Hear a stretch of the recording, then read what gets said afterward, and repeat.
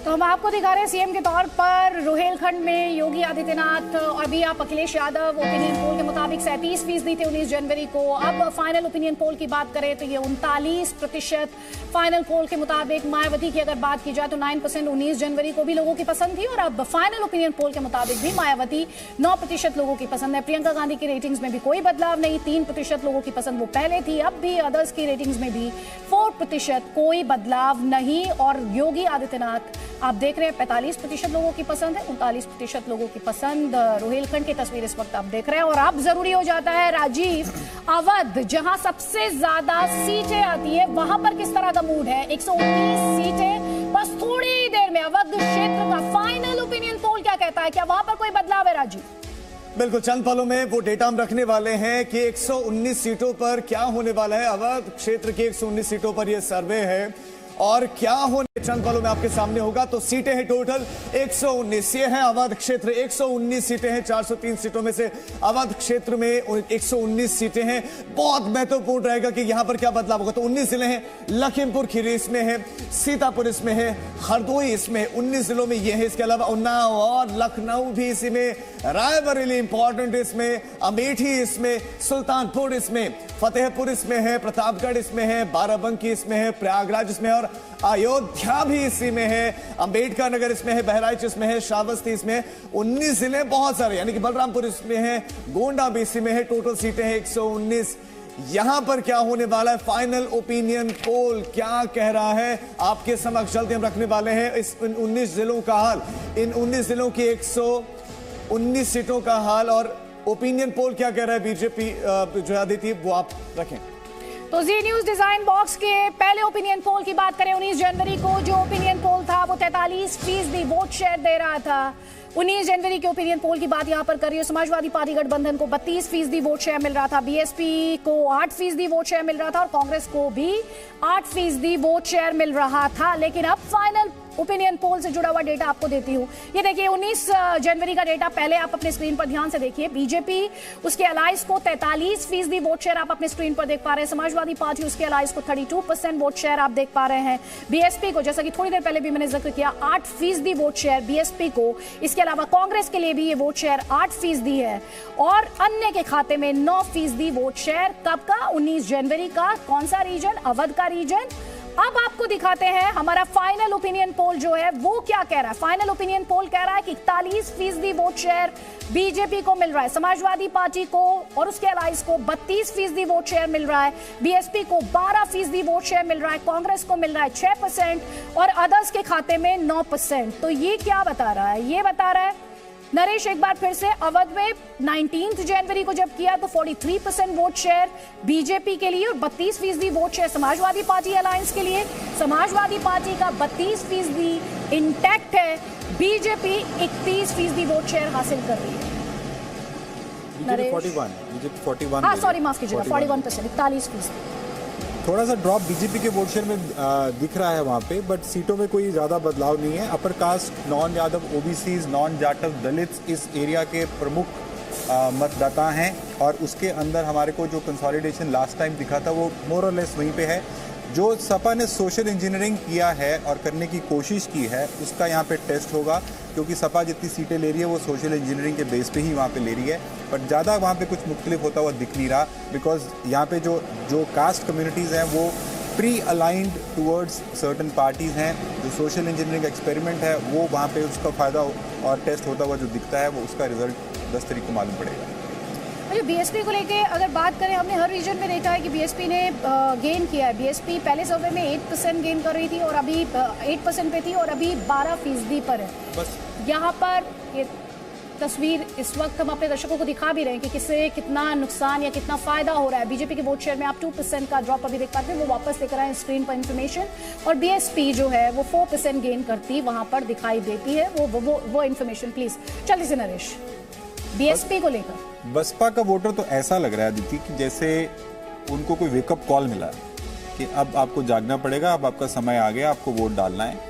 और ये पैन उत्तर प्रदेश ही देखने को मिल रहा है कि बसपा का वोटर जो है वो हर क्षेत्र में कुछ ना कुछ बढ़ता हुआ दिख रहा है। कहीं से ज़्यादा डेंट वो सपा को डालता हुआ दिख रहा है, भाजपा को didn't come, because traditionally Sapa का वोटर और बसपा का वोटर एक नहीं रहा है।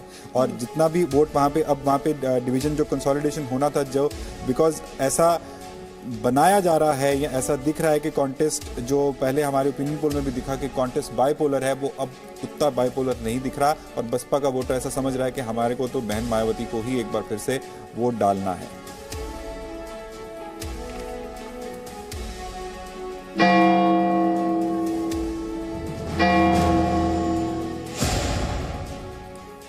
तो अब आपको ये बता देते हैं फाइनल ओपिनियन पोल में 76 से 82 सीटों का प्रोजेक्शन है। 19 जनवरी के ओपिनियन पोल की बात करें तो तब भी 30 सीटों का प्रोजेक्शन था कांग्रेस पार्टी के लिए, तब भी 1 से 3 सीट का प्रोजेक्शन था, अब भी 1 से 3 सीट का प्रोजेक्शन है। तो बीजेपी और उसके अलाइज के लिए सीटों के लिहाज से यहाँ पर बात करें तो 76 से 82 सीटें बीजेपी और उसके अलाइज निकालते दिखाई देते हैं। 34 से 38 सीटों का प्रोजेक्शन 19 जनवरी को था और वही प्रोजेक्शन आप इस वक्त भी अपने इस फाइनल ओपिनियन पोल में देख पा रहे हैं। नरेश, आप कुछ कहना चाह रहे हैं? जल्दी से आपका कमेंट। इसमें आप देख रहे हैं कि जो बसपा का गेन है वो लगभग 4% का हो रहा है और कांग्रेस का 2% नुकसान वहां दिख रहा है।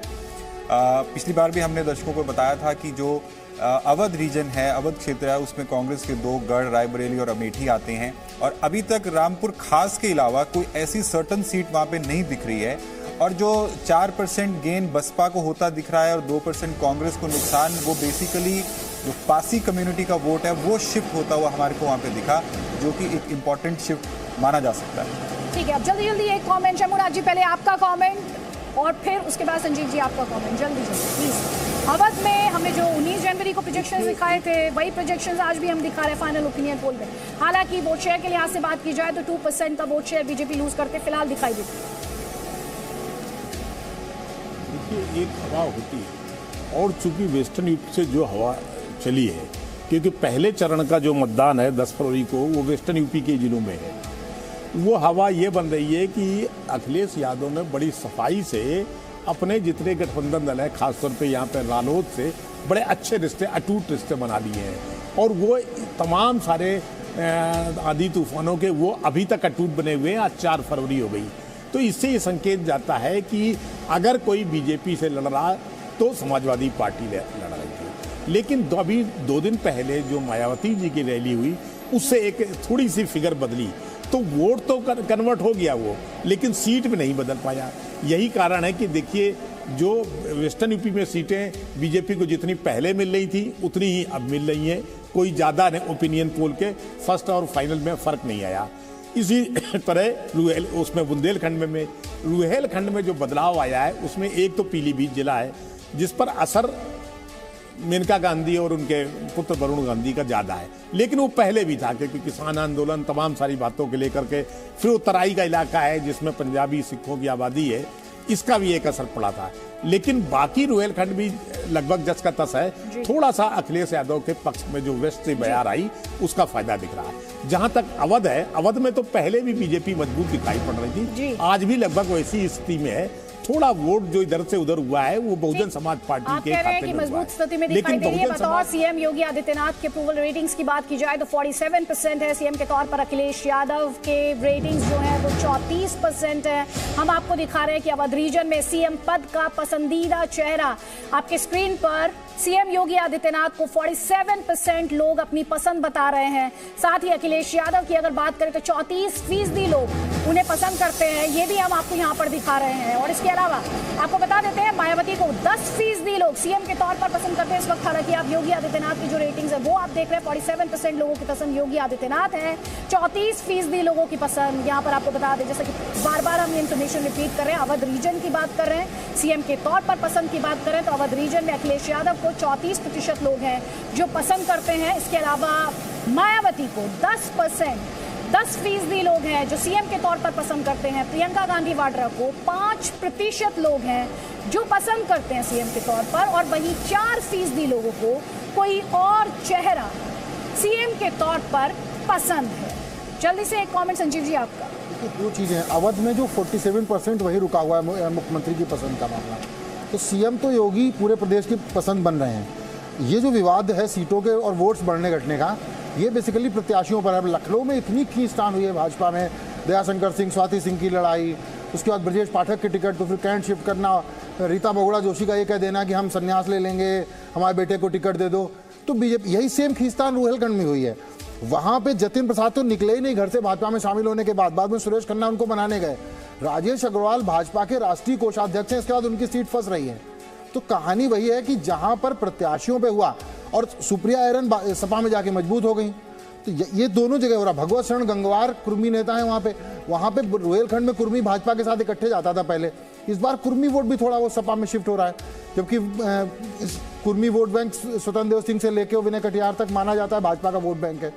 तो भगवत शरण गंगवार से तमाम बहुत सारा कुर्मी वोट, इधर राकेश सचान बीजेपी में है, उसका थोड़ा बहुत इम्पैक्ट, लेकिन ओवरऑल जो प्रत्याशियों की खींचतान है उसका इम्पैक्ट है। दूसरा, अभी ये जो मायावती का वोट बैंक है ना, अभी और जगेगा।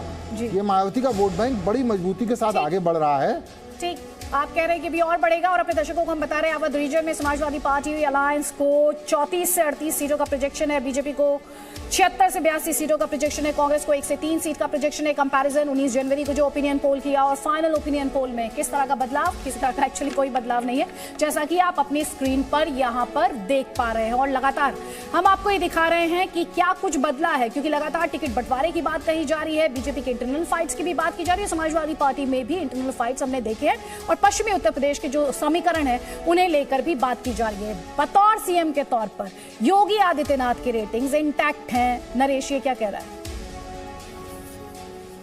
Aditi, it is very important कि हम अपने दर्शकों को बार बार ये बताते चलें कि जो हम कंपैरिजन बता रहे हैं कि कुछ चेंज नहीं हो रहा, वो हमारे लास्ट ओपिनियन पोल और इस ओपिनियन पोल के बीच का अंतर बता रहे हैं। पर अगर 17 से तुलना करते हैं तो भाजपा को अवध क्षेत्र के इन सीटों पे नुकसान हो रहा है और सपा को इन सीटों पे गेन हो रहा है। और इनफैक्ट सबसे बड़ा गेन और लॉस इसी रीजन में आता है, बिकॉज यहाँ पे नंबर ऑफ सीट सबसे ज़्यादा हैं। जहाँ तक बात है मुख्यमंत्री योगी आदित्यनाथ की, वहाँ पे पॉपुलैरिटी का जो पैरामीटर है वो हमने पिछली बार भी देखा था, लगभग हर रीजन में योगी आदित्यनाथ लीड कर रहे हैं। और सपा का मुकाबला अखिलेश यादव जो वहाँ पे उनको चुनौती देते दिखे हैं, वो हमारे को सबसे ज़्यादा पश्चिमी उत्तर प्रदेश में दिखे हैं, बाकी जगह पे लगभग वो उनसे ट्रेल ही करते हैं। तो आपने जो अहम बातें की, अगर मैं उनको यहाँ पर अपने दर्शकों को एक बार फिर से रिपीट करना चाहूँ तो आप ये कह रहे हैं कि भले ही हमारे ओपिनियन पोल के मुताबिक उस तरह के बदलाव ना देखने को मिल रहे हो, लेकिन भूले नहीं कि 2017 जब BJP was voted to power, तब के मुकाबले अब बड़े बदलाव देखने को मिल रहे हैं। मैं आपसे रिक्वेस्ट करूंगी, just in 3 points tell our viewers कि वो कौन से चेंजेस है। जस्ट इन 3 पॉइंट्स, 1 सेकंड, हम दिखाएंगे कि मध्य यूपी की क्या तस्वीर है, लेकिन 3 पॉइंट्स के लिहाज से, दर्शकों की क्लैरिटी के लिहाज से वो 3 पॉइंट्स। नरेश, जो 3 पॉइंट्स जो हमारे को दिख रहे हैं 17 से 19 के चुनाव की तुरंत, मैंने आपको पहले भी बताया कि 17 से 22 में जो हमारे को डिफरेंस देखने को मिल रहा है हमारे 2 ओपिनियन पोल्स में, वो यही दिख रहा है क्योंकि जो सोशल इंजीनियरिंग का टेस्ट है वो सबसे बड़ा टेस्ट यहाँ पे है। यहाँ पे जो अपर कास्ट वोट है, जो नॉन यादव, जो नॉन जाटव, जो दलित वोट है, जो नॉन यादव ओबीसीज हैं, उनका यहाँ पे सबसे ज़्यादा वो गिनती में मतदाता वो यहाँ पे हैं। और ये जो बेसिकली वर्ग हैं ये ट्रेडिशनली किसी ना किसी पार्टी से अलाइड रहे हैं। इस बार सोशल इंजीनियरिंग जो सपा ने अलायंस बनाने की कोशिश की है उसके टेस्ट में सपा को वहाँ पे गेन होता हुआ 17 की तुलना में अवश्य दिख रहा है, बट वो इतना गेन नहीं है कि वो वहाँ पे बाजी को उलटफेर कर सके। कुछ गेन हो रहा है, बट बीजेपी अपने लॉसेस को भी यहाँ पे लिमिट कर रही है, और मैं यहाँ पे लॉस उनका कहूंगा भी नहीं, वो मोर और लेस अपनी जो टेरिटरी है वो बचाने के लिए कामयाब हुए हैं। और लगातार बीजेपी के बारे में कहा भी गया है, समाजवादी पार्टी अलायंस ने खासतौर पर जो ओबीसीज है जिस तरह उन्हें साधने की कोशिश की है, उसे लेकर लगातार समाजवादी पार्टी अलायंस सुर्खियों में भी रहा। मध्य यूपी को लेकर क्या तस्वीर है राजीव? बिल्कुल आदित्य, 67 सीटें हैं और जिले हैं 14। 26 जो है 20 जनवरी से यहां पर भी वो सिलसिला शुरू हुआ, जैसे कि हम आपको लगातार बता रहे हैं। तो अब बात करते हैं मध्य उत्तर प्रदेश की, सेंट्रल यूपी की 67 सीटें इसमें आती हैं और जिले हैं 14। इन 14 जिलों की 67 सीटों में जो प्रमुख जिले उनकी हम जल्दी से बात कर ले तो इसमें अलीगढ़ इसमें है, हाथरस इसमें है, मथुरा इसमें है, आगरा इसमें, तो 14 जिले हैं, 67 सीटें हैं। फिरोजाबाद भी इसी में है, कासगंज इसका हिस्सा है, एटा इसी का हिस्सा है, 14 जिले हैं। मैनपुरी भी इसी का हिस्सा है जहां पर अखिलेश यादव चुनावी मैदान में, फर्रुखाबाद इसमें है, औरैया इसमें है, कानपुर देहात इसमें है, कानपुर नगर सीट भी इसी मध्य उत्तर प्रदेश में आती है। तो 67 सीटें हैं और जो जिले 14 हैं उनका हमने बताया तो 19 तारीख का जो हमारा ओपिनियन पोल था उसके मुताबिक बीजेपी को 45% वोट शेयर मिलेगा इस हिस्से से, सेंट्रल यूपी से, मध्य उत्तर प्रदेश से, जबकि समाजवादी पार्टी को 32% वोट शेयर मिलेगा। वहीं बहुजन समाज पार्टी की बात करें तो 8% वोट शेयर 19 जनवरी के ओपिनियन पोल के मुताबिक, जबकि कांग्रेस को 6% वोट शेयर इन 67 सीटों पर, जबकि अदर्स को 9% वोट शेयर मिलेगा। यह 19 जनवरी के ओपिनियन पोल के मुताबिक बीजेपी को 45, समाजवादी पार्टी को 32, बसपा को 8, कांग्रेस को 6, अदर्स को 9। तो ये तो रही तस्वीर 19 जनवरी 2022 की। अब जल्दी से आपको बता देते हैं 20 जनवरी और 2 फरवरी के बीच क्या ये बदलता है। बीजेपी अलायंस को 46% वोट शेयर आप अपने स्क्रीन पर देख रहे हैं। समाजवादी पार्टी अलायंस को 32% वोट शेयर आप देख रहे हैं। बीएसपी की अगर बात करें तो 14% वोट शेयर बीएसपी को आपको दिखाई दे रहा है। कांग्रेस पार्टी 3% वोट शेयर और अदर्स के खाते में 5% वोट शेयर आपको दिखाई दे रहा है। अब हमारे दोनों सर्वेस की अगर हम यहां पर तुलना करें तो आपने अभी थोड़ी देर पहले देखा, पहले सर्वे में 45% वोट शेयर था बीजेपी और उसके अलायंस का, और दूसरे सर्वे में ये बढ़कर 46% हो गया। तो देखिए +1 आपको बीजेपी अलायंस के सामने दिखाई दे रहा है। समाजवादी पार्टी अलायंस के सामने किसी तरह का कोई बदलाव आपको दिखाई नहीं दे रहा है। बीएसपी के लिए +6% आपको दिखाई दे रहा है। हर रीजन में ऑलमोस्ट हमने ये देखा है कि बीएसपी ने गेन किया है। कांग्रेस के लिए -3% है और अदर्स के लिए ये -4% है। ये मध्य उत्तर प्रदेश की तस्वीर है। जल्दी से कमेंट नरेश में आपका लूंगी, उसके बाद शंभुनाथ जी प्लीज।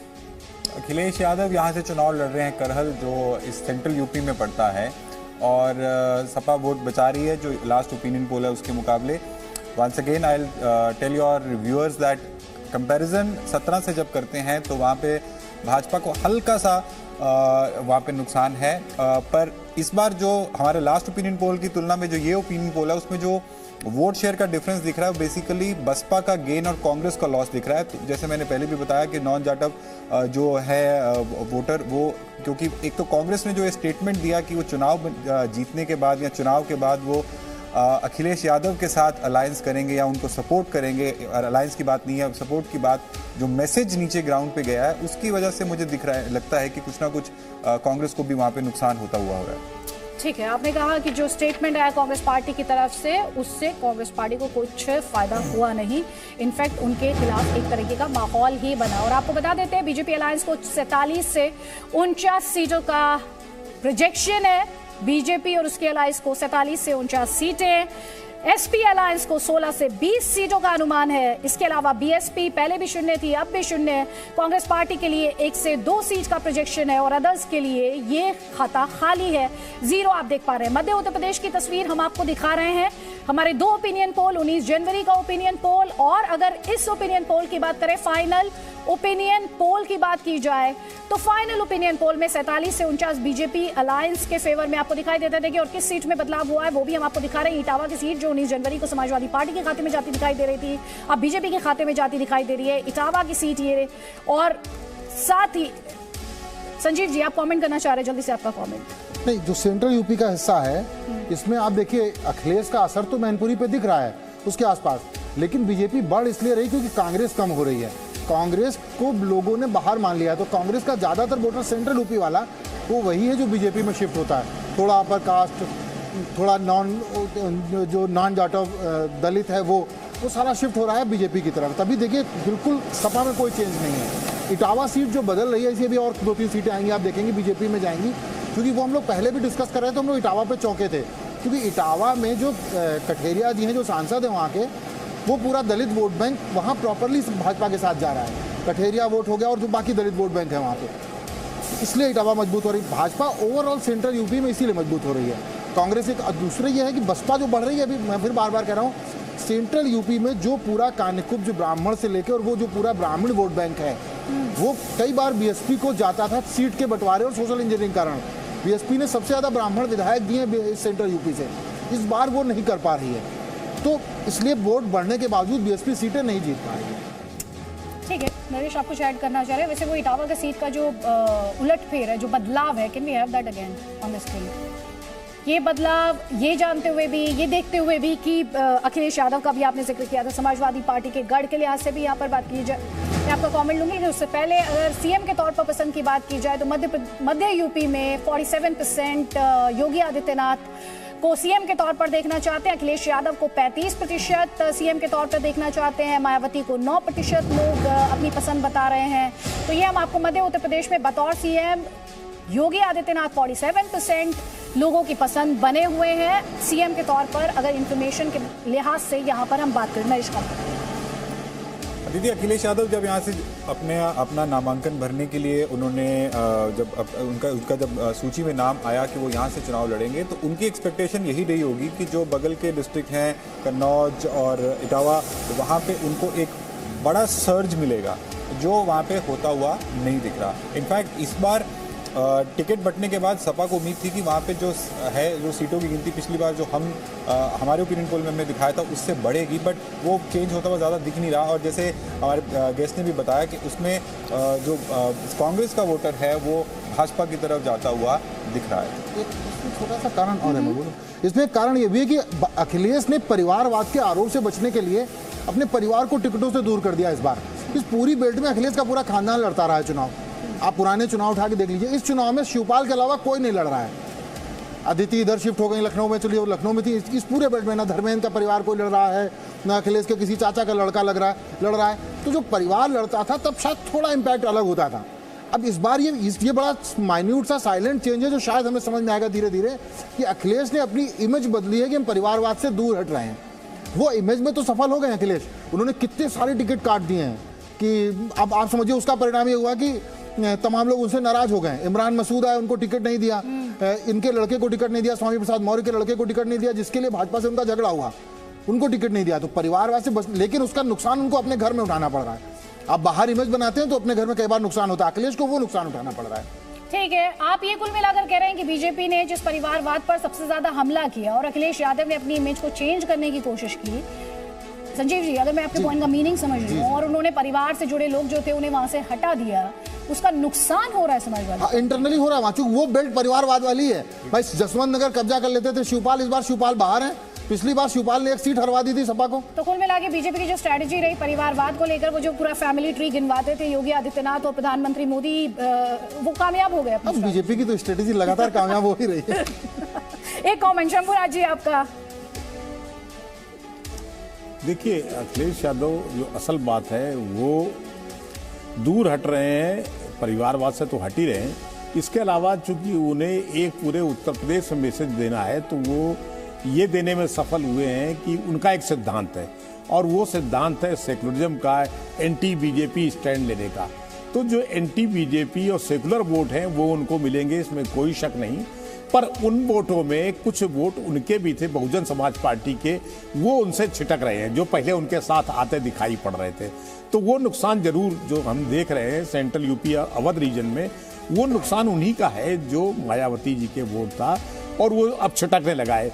खासतौर पे गैर जाटव जो मायावती जी का वोट था, यानी वो दलित तो है लेकिन जाटव कम्युनिटी को बिलोंग नहीं करता, तो वो फिर छिटक के लगता है बहुजन समाज पार्टी के साथ चला गया है। इसका एक नुकसान दिखाई पड़ रहा है।